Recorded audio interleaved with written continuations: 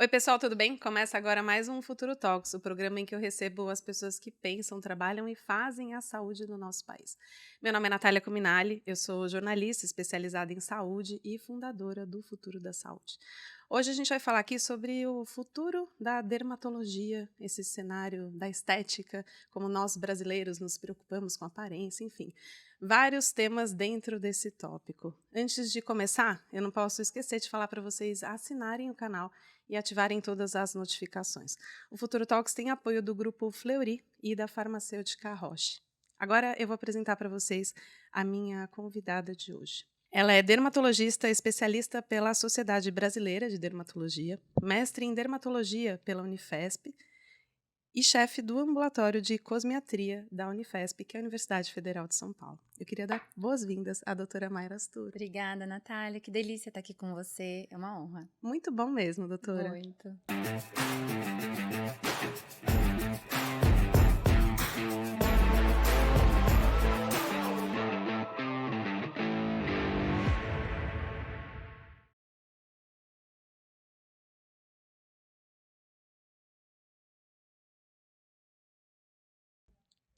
Bom, doutora Maria, vamos começar? Eu dei aqui um spoiler do que a gente vai conversar aqui hoje. Eu acho Uhum. que a gente pode ir por muitos caminhos, né? Pensando no cenário da dermato, como que a gente vê a nossa própria imagem, mas eu queria começar um pouco com a sua visão, com Hum. esse cenário de preenchedores, toxina, procedimentos estéticos. Você acha que a gente está exagerando?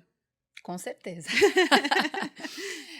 Na verdade, assim, a medicina ela evoluiu muito nesse sentido, né?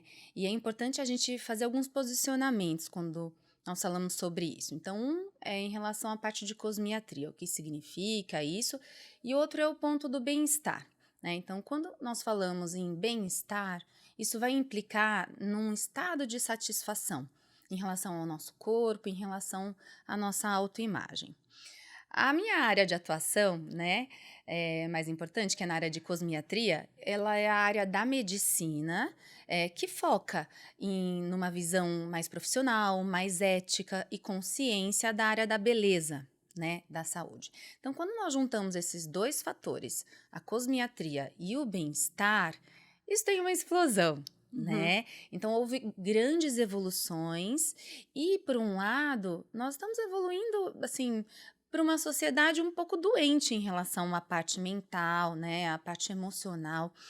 Então, as pessoas têm usado nossos mecanismos de tratamento e diagnóstico muitas vezes para tentar sanar alguns problemas da alma, digamos assim. E aí que as coisas começam a ir por um caminho um pouco torto. Então, sim, estamos exagerando, né? Mas eu acredito que ao longo do tempo vai haver uma autorregulação nesse sentido, porque as pessoas estão se tornando um pouco mais conscientes e os profissionais também, né? Então, a médio prazo, acho que vai haver uma melhora desses exageros todos. Eu queria entender um pouco, acho que essa sua visão da autorregulação, mas também entender um pouco de o que é moda, né? Porque às vezes a impressão que dá é que quando a gente vê um grupo de pessoas, meio que todo mundo tá com a cara parecida. Não é verdade? Muito! Tá. Então, isso acontece também, em parte por causa dessa questão de mídia social, né? Então, os filtros de mídia social e tudo mais. Nós vimos Que que deixam a gente maravilhosa, né? É. É. Então, a tecnologia, principalmente na época da pandemia, né, ela entrou nas nossas vidas de uma forma, assim, muito impactante, de uma forma irreversível. E essas consequências nós vamos começar a colher, já estamos colhendo agora nesse sentido, mas vamos colher principalmente a médio e longo prazo. Em relação ao aspecto da autoimagem, dos filtros de mídia social, como que isso acaba funcionando? A pessoa vai lá, e quer passar para o outro uma autoimagem de uma pessoa com a pele boa, com a pele saudável, né. Por quê? Porque na era das selfies, a pele tem um papel muito importante, ela entra numa superevidência. E existe uma noção de pele associada com status, né. Pele saudável, pele bonita, tem a ver com atratividade, tem a ver com uma melhora das relações sociais. E, por incrível que pareça, tem impacto, inclusive, até nas oportunidades de trabalho, né? Então, assim, uma pele doente, uma pele mal cuidada, remete a uma pessoa que não se cuida, que não está saudável por dentro, porque ela é um reflexo da nossa saúde interna.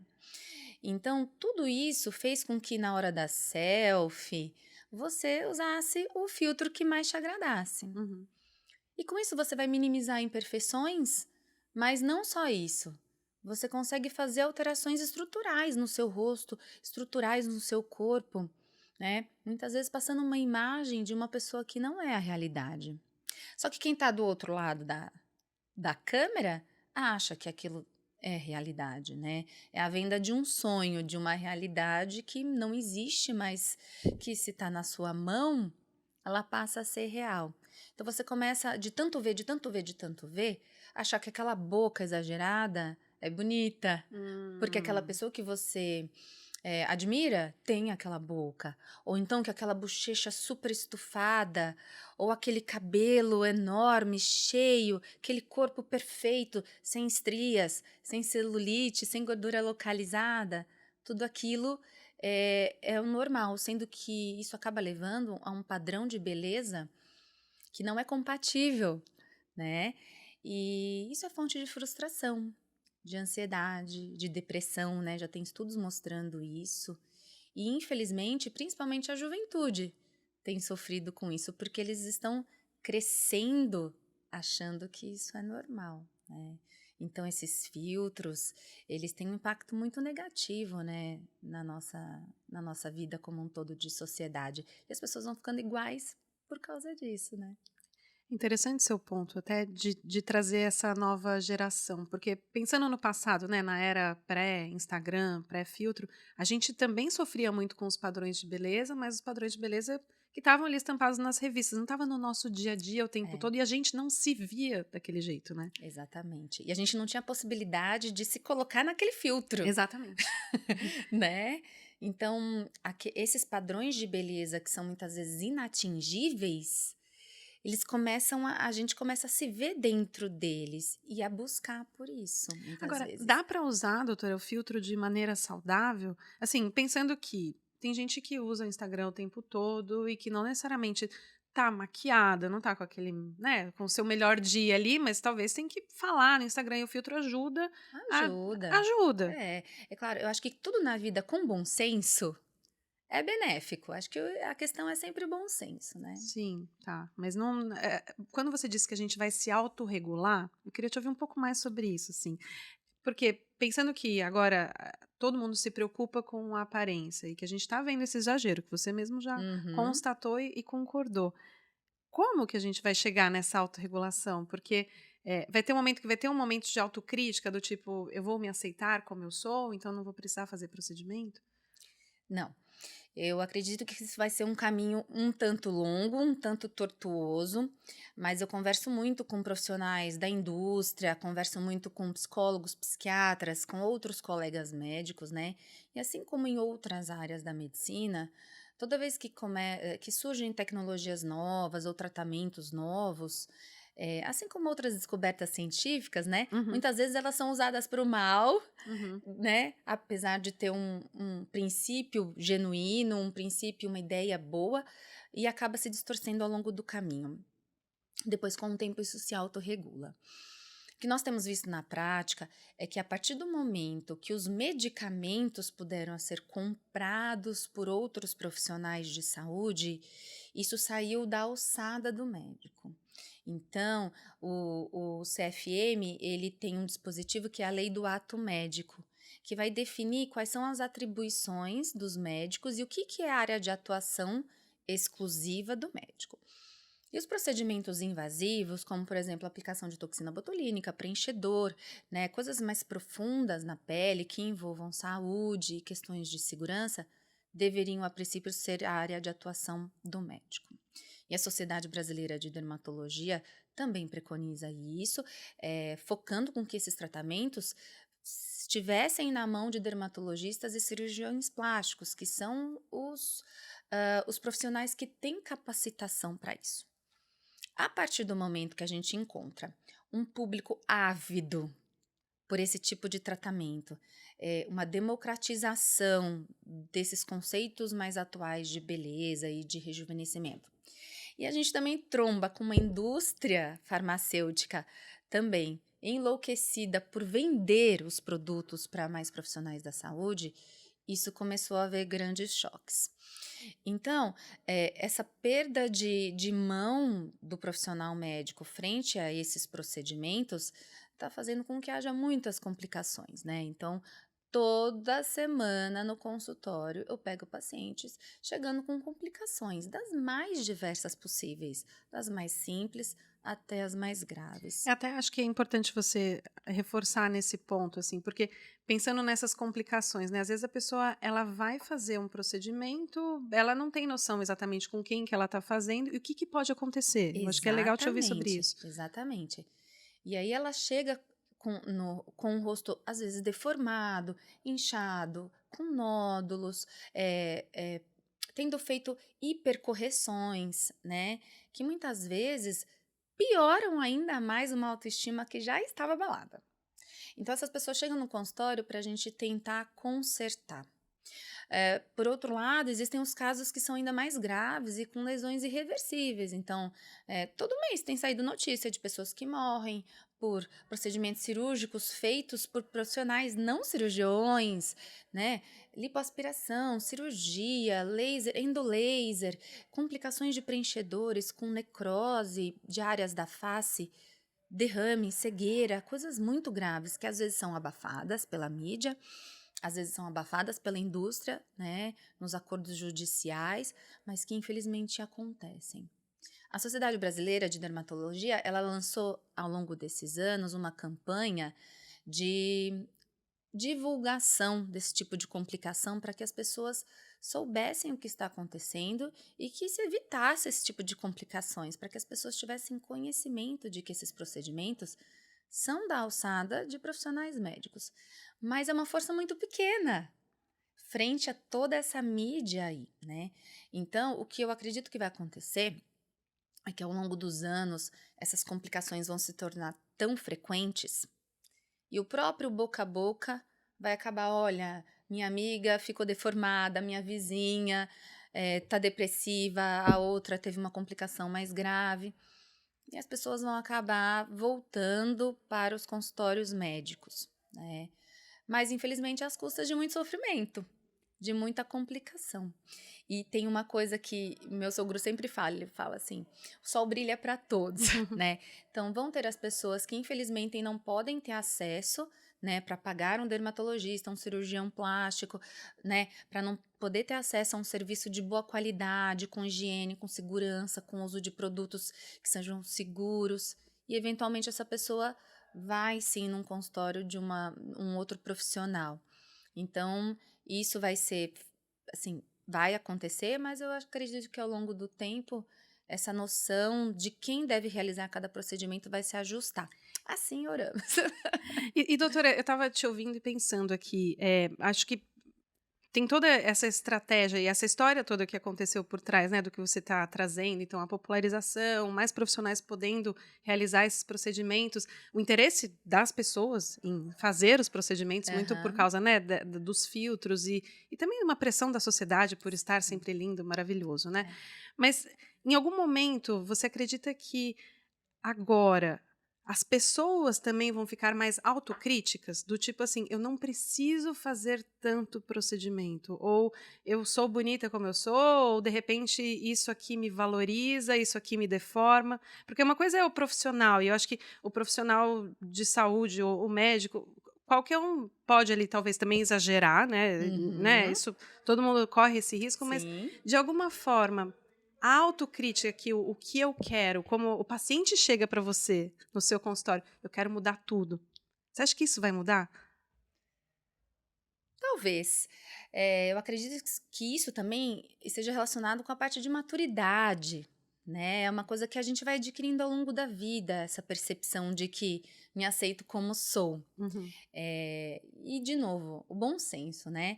É possível sim nós minimizarmos nossas imperfeições, nós corrigirmos o que nos incomoda, desde que isso seja feita feito com segurança e com bom senso, por que não, Uhum, né? claro. Você ter um corpo que você se enxergue melhor dentro dele, uma pele de melhor qualidade, uma saúde, porque a pele, cabelo e unha, quando eles estão saudáveis, isso também proporciona qualidade de vida, Sim. né? Pessoas com coceira, com doenças, com queda de cabelo, isso gera distúrbios emocionais importantes. O problema maior são os distúrbios psiquiátricos, né? Então, essas pessoas terão mais dificuldade em entrar num processo de autoaceitação maior. E essas são as mais vulneráveis aos exageros. Então, por exemplo, é cada vez mais comum, por causa dessa autocrítica depreciativa que a gente acaba começando a ter, você começar a exagerar e às vezes no espelho você aumenta aquele problema, né? Que às vezes é um defeito pequeno, digamos assim, né? Isso vai levando a uma sensação de insatisfação, de ansiedade, de depressão e pode levar a um quadro de transtorno dismórfico corporal. Isso é um Hum. diagnóstico psiquiátrico, né? E aí o que a pessoa vai tentar fazer quando ela está nesse estado de insatisfação? É aquela busca pela resolução do problema. Então, ai, doutora, eu tenho o nariz levemente torto, eu queria corrigir. E começa a colocar um monte de preenchedor, de fio, e faz cirurgia, e mexe nisso, mexe naquilo. Quando vê, o rosto já está inteiro transformado. Ou então aquela pessoa que se acha gorda. Ah, não, vou fazer tratamento para emagrecer. Injeta aquilo, faz tal máquina, vai para academia, é, começa a tomar suplemento, fica muito forte. Então, a gente vê muito isso. E essas são pessoas que, num primeiro momento, precisariam de tratamento mesmo, senão elas não conseguem sair dessa realidade, né? E é triste. E qual que é o papel do médico nessa conversa, né? Quando chega Ah, alguém no seu consultório e fala: "Doutor, eu quero fazer isso", você olha e fala: "Não é bem o caso". é. A gente percebe isso logo de cara, né? Quem tem capacitação para trabalhar nessa área de cosmiatria consegue detectar isso fácil. Num primeiro momento, é uma conversa um tanto difícil, porque a pessoa chega pedindo, né? Os pacientes que procuram consultório de dermatologia hoje em dia, a nossa relação foi um pouco deturpada, né? Hum. Antigamente era aquela relação médico-paciente, né? De antigamente. Hoje é mais como um cliente, Tá. não como um paciente. Os pacientes nos procuram muito mais para prestação de serviço e já chegam no consultório pedindo: ah, doutora, quero fazer aquele procedimento com aquela marca. Ou então, gostaria de fazer aquele tratamento com aquela máquina. Já vem com o nome do aparelho na Nossa. mão, já vem com o nome do produto na mão. Porque ouviu a blogueira falando, porque ouviu em tal reportagem, em tal artigo científico. Então, primeiro a gente constrói uma relação de confiança, faz um bom diagnóstico, explica o que a pessoa tem indicação e começa a ajustar as expectativas. Ajustar as expectativas é o mais importante, porque muitas vezes as pessoas chegam ao nosso consultório com uma noção de que vão sair de lá transformadas, Uhum, né? uhum. E se não saem de lá transformadas, elas vão procurar outro médico e vão pulando de consultório em consultório, até achar um profissional que combine com o que ela queira, né? Então é uma relação que demora anos para a gente construir, uma relação de confiança, e aos poucos a gente consegue, mas o profissional tem que ter esse olhar de Sim, carinho, de cuidado, porque o médico, antes de tudo, não pode prejudicar, claro, né? claro. Agora, dentro desse contexto, doutora, a gente não falou e acho que vale, eu queria te ouvir um pouco sobre isso, entender o homem entrando nessa história toda. Porque quando a gente fala de procedimento estético, de beleza, de padrões, é sempre a mulher. E 100%, não 100, talvez 98% nós. Mas os homens também estão começando a olhar mais para isso, não estão? Sim. Então, todo esse impacto aí de mídia, ele realmente afeta mais mulher, principalmente adolescente, né? Tá. Mulher. Mas os homens, eles estão, assim, primeiro que o brasileiro é um povo vaidoso. Uhum. Por si já é um povo vaidoso. Então, no que isso implica? Aumento de consumo de produto de beleza, aumento de procura por serviços de beleza e procura por tratamentos, né? Então, antigamente o homem ficava só no gel de cabelo, agora eles já estão nos super cuidados com a barba, a esposa, a namorada, o parceiro.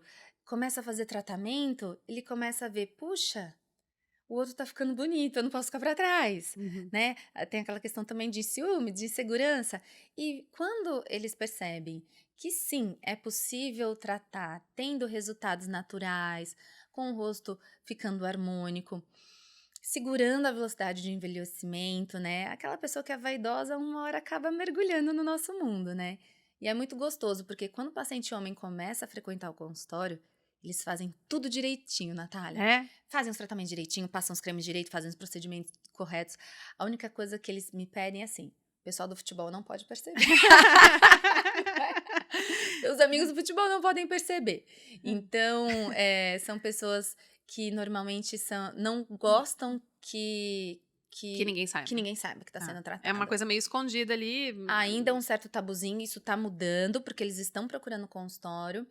E quando a gente fornece técnicas seguras, que não deixam marcas, com pouca dor, aí pronto. Sim. Aí é uma combinação que faz sucesso. E eles merecem, né? Sim, claro. Né? Se É é seguro, saúde. isso é bom. Aliás, É. esse é um ponto muito importante para a gente ouvir, assim, aqui, em termos de prevenção. Uhum. Você mencionou isso rapidamente agora com essa explicação do homem dentro desse contexto, mas assim, faz pouco tempo que a gente entende que dá para se prevenir ou usar os procedimentos de forma a prevenir o envelhecimento, né? Sim, É assim mesmo, assim, é. hoje a gente tem essas informações científicas de que vale a pena começar a prevenir. Sim. A expectativa de vida aumentou, né, Natália?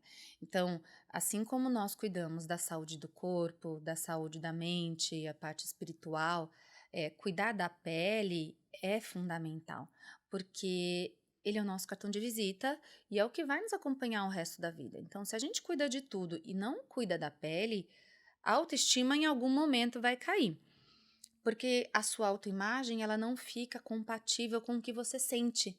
Então, seu corpo vai estar bem, você vai estar disposto, vai estar animado, mas aquela pele super envelhecida. Então, isso começa a entrar em choque em algum momento. E, por outro lado, a ciência tem mostrado de inúmeras formas o quanto é possível a gente entrar num processo de envelhecimento numa velocidade mais lenta e com uma qualidade melhor. Só que para isso acontecer de uma forma bonita, de uma forma com classe, que é o que todo mundo merece, isso precisa ser feito desde o começo. Então, só para citar, a exposição à radiação ultravioleta, 80% da radiação que nós tomamos a vida inteira, ela acontece até os 18 anos de idade. Então, é responsabilidade dos pais cuidar dessa exposição, porque a exposição solar, ela vai ter efeitos acumulativos, né? É uma radiação, né, no DNA celular para o resto da vida. Então, isso começa desde criança. E houve uma mudança cultural importante, né? Sim. Antigamente a gente tomava sol, o bonito era descascar, tá todo mundo queimado, moreno, né? Hoje em dia os adolescentes chegam ao consultório com a pele clara. Ah, não, doutora, eu não tomo sol faz tempo. Não, tem até roupa Meu com UV. protetor é 50, 70, né? Isso para mim é lindo, é uma vitória pra gente, né? Não só em relação a termos de cultura, mas ao acesso aos produtos. Então você começa com uma prevenção ali, na infância, na juventude. Quando os primeiros sinais de envelhecimento começam a aparecer, que é dentre os 20 aos 30 anos, aí nós temos as primeiras intervenções possíveis. Então, caprichar numa linha de skincare adequada ao seu tipo de pele para prevenir ressecamento, para entrar com antioxidantes tópicos, com cremes com efeito anti-ruga. Isso sim dá diferença, né? Depois, um pouquinho mais para frente, a gente entra com os tratamentos de procedimento. Então, aplicação de toxina botulínica, aplicação de hidratação injetável com ácido hialurônico, os bioestimuladores, as máquinas. Quando você começa com os tratamentos de forma precoce, eu preciso de poucas aplicações, de pouca quantidade de produto, e o resultado é que você consegue se manter na sua melhor versão pelo máximo de tempo possível.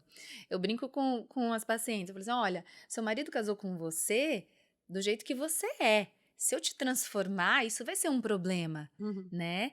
Então, quando a gente se olha no espelho, aquela nossa noção de beleza normalmente é de quando nós somos jovens. Então, o que nós queremos, na verdade, é nos manter mais parecidos com nós mesmos na nossa melhor versão.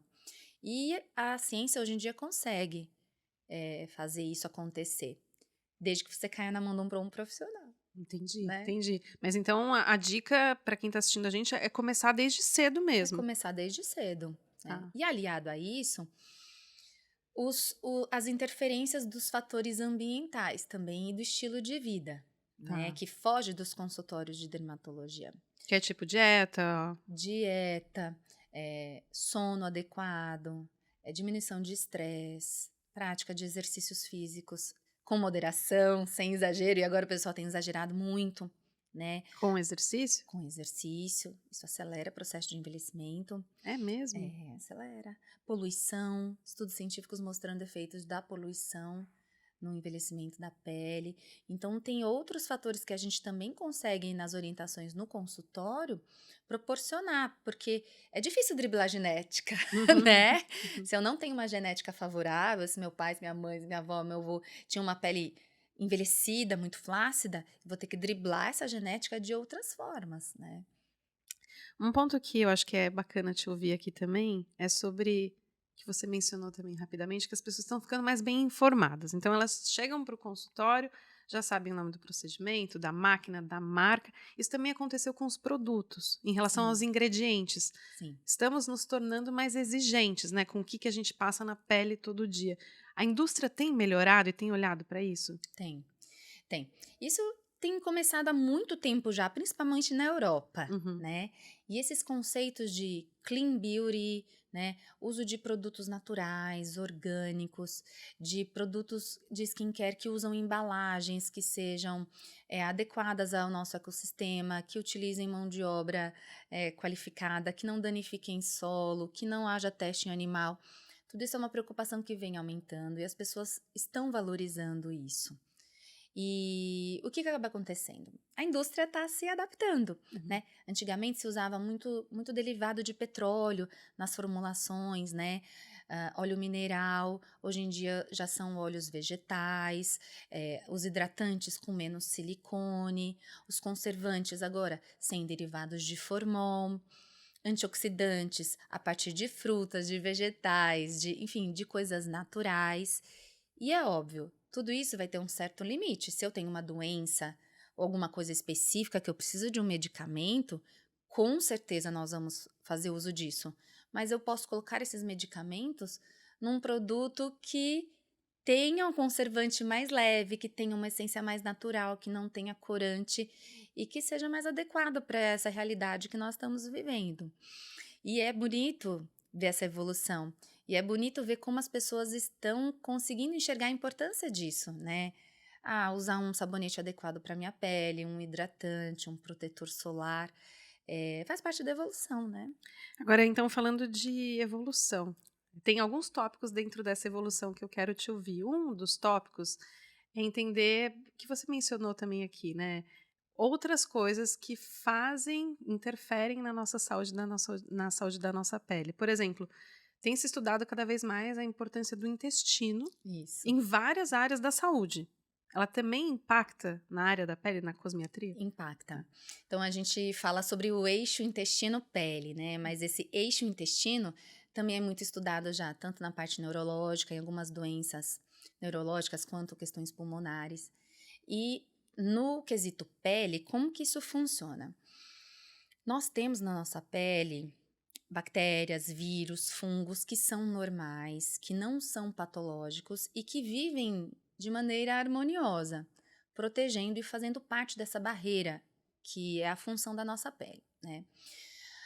E no intestino isso também acontece. Existem esses micro-organismos que são benéficos e que fazem parte da nossa proteção. Quando existe alguma quebra de barreira nessa microbiota intestinal, ou seja, me alimentei com muito alimento processado, muita gordura, ou estou muito estressado, coisas que alterem, estou bebendo pouca água, isso vai haver com que haja uma alteração do equilíbrio dessa flora intestinal. Isso por si só vai fazer com que mais toxinas e mais derivados, assim, digamos, que não são saudáveis, consigam penetrar na nossa corrente sanguínea, a partir daquele alimento que a gente ingeriu.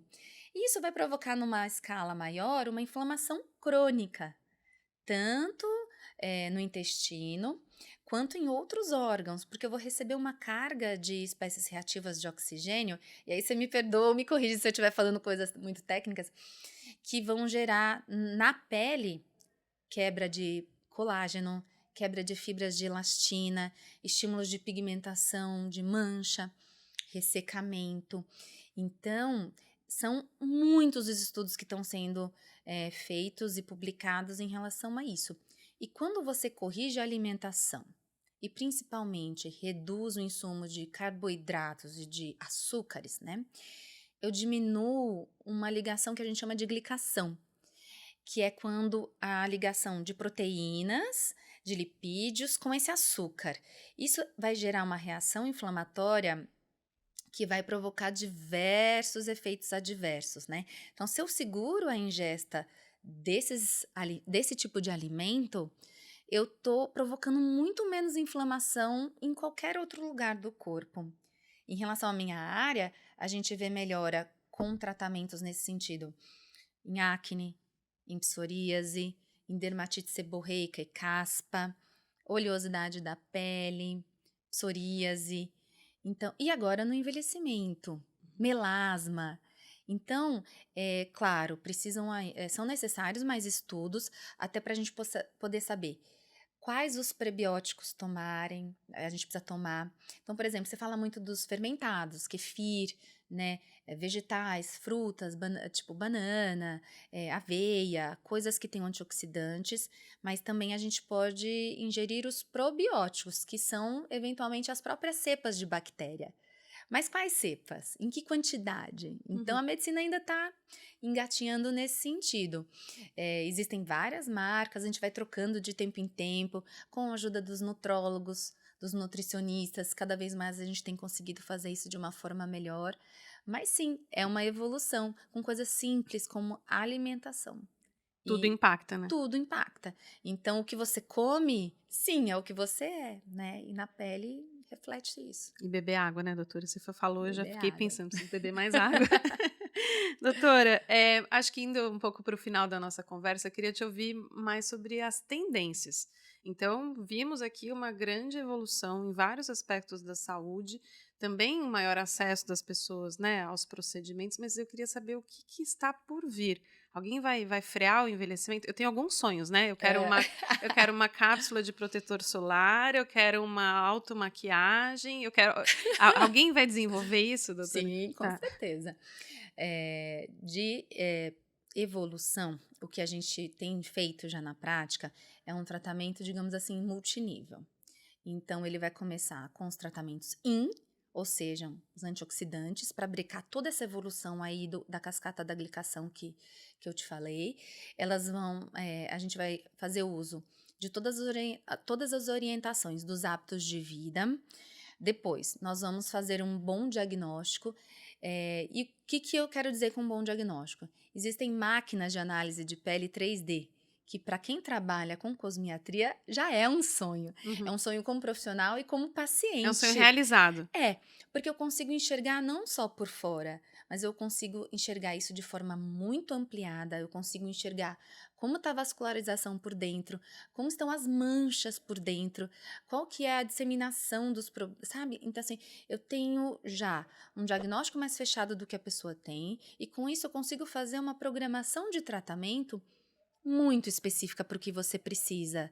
E aí, eu vou evitar todos aqueles exageros que nós conversamos. E esse tratamento mais específico, ele vai envolver um skincare adequado e os tratamentos de consultório. No skincare, eu vou fazer uso de higiene adequada, de hidratação, de uso de fotoprotetores e anti-rugas, né?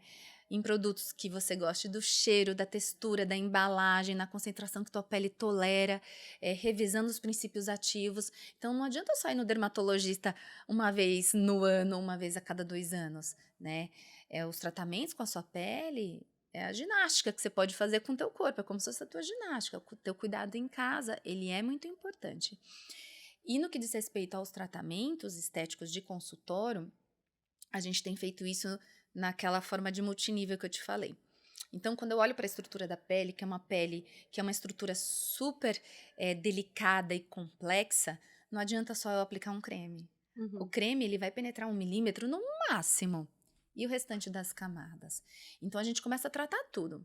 Desde o subcutâneo, ajustando os coxins de gordura do rosto, às vezes com esvaziadores, com tratamentos para fazer lipólise. Depois a gente entra com tratamentos que vão mexer na fáscia e no músculo, né, que vão fazer aquele efeito de tração e de estímulo de colágeno. Fortalecimento muscular, tanto do músculo do rosto quanto do músculo corporal. Na derme, os bioestimuladores vão estimular o teu corpo a produzir mais colágeno novo. Isso é um sonho, Uhum. né? Colágeno novo, não existe isso, né? Agora sim, é realidade. São opções de tratamentos que a geração dos nossos pais não tiveram Tá. disponibilidade, né? E por último, as camadas mais superficiais, com tratamentos que vão pegar o músculo, como a toxina botulínica, vão preencher as depressões e fissuras da pele, como os preenchedores de ácido hialurônico, tratar manchas, irregularidades, como os lasers, os peelings, as cauterizações, microagulhamento. Então, o importante é a pessoa ter noção do que acontece no rosto dela e não ficar se comparando com a vizinha, porque Sim. aí dá errado. Quando o paciente vê comigo a imagem no 3D, entende o que a pele dele precisa, entende quais os tratamentos disponíveis, ele tem a informação. E a partir disso, ele começa a ter o livre-arbítrio para participar comigo das decisões, né? Então, quando ele olhar naquela revista, ele vai falar: não, isso não serve para mim. Minha médica já falou que para mim aquele é o melhor.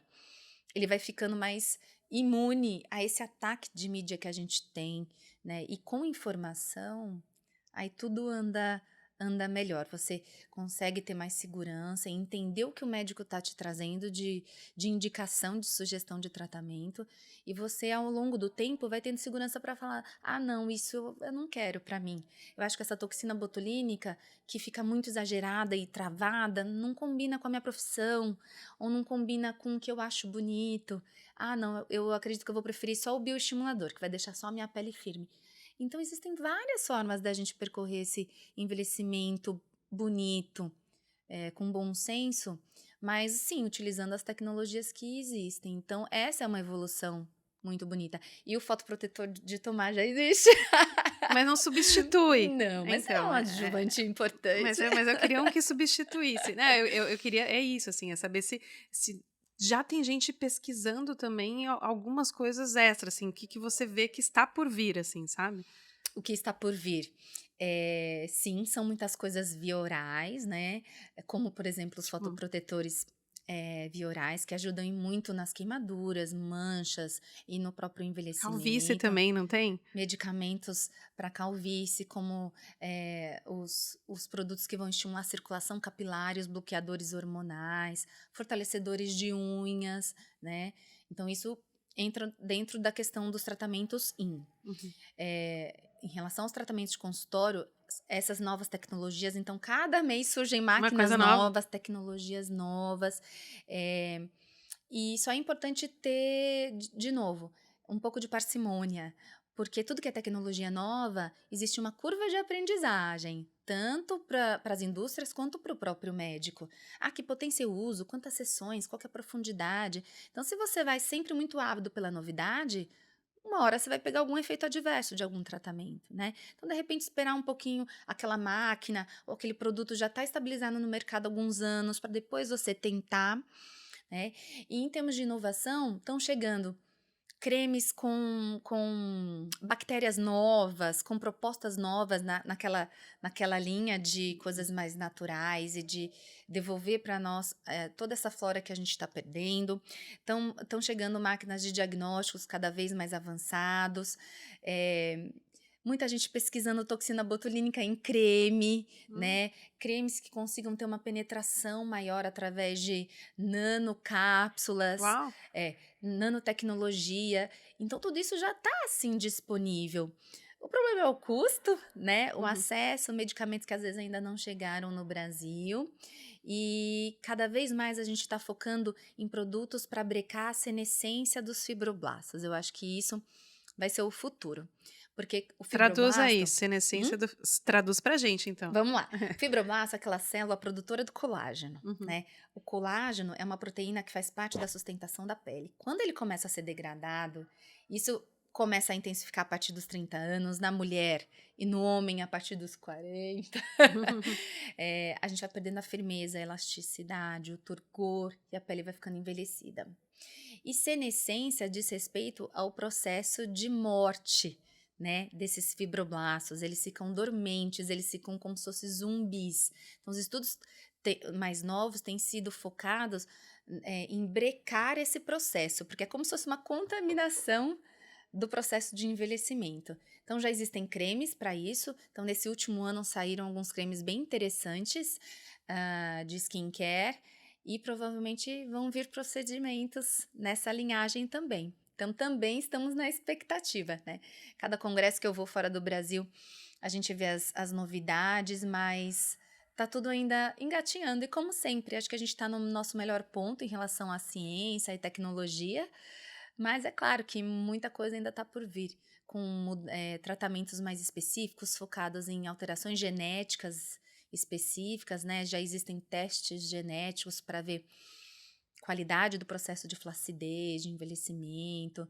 Então, são coisas que estão sendo muito estudadas. É muito dinheiro, né? Uhum, É é uma muito. indústria muito, muito promissora.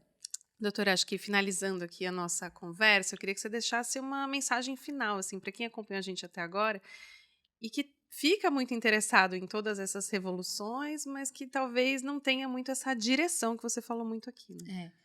O principal é ter noção de que sim, é importante cuidar da pele, não é luxo, é necessidade, faz parte da nossa saúde mesmo, principalmente pensando que nós vamos envelhecer mais, né? 2, procurar o auxílio de um profissional qualificado para isso, porque assim como cada área de atuação, pele é da abrangência do dermatologista. Então não faz sentido você tratar uma pele com um profissional que não tem formação para isso. Com um profissional adequado, você vai ter todo o direcionamento dos diagnósticos que existem no seu corpo e dos tratamentos que são necessários.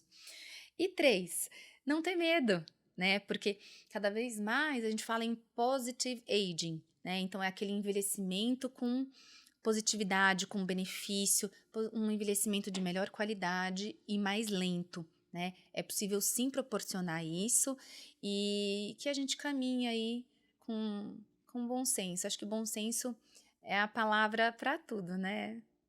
Doutora, muito, muito obrigada. Foi um Imagina! baita prazer ter você aqui. Igualmente, Obrigada. adorei. Espero que tenha sanado as dúvidas de muitas pessoas e estou à disposição, Natália. Muito bom. Muito Obrigada. obrigada. Obrigada. Muito obrigada a todos vocês que acompanharam a gente até agora. Se vocês não assinam o canal, não se esqueçam de assinar. Até a próxima.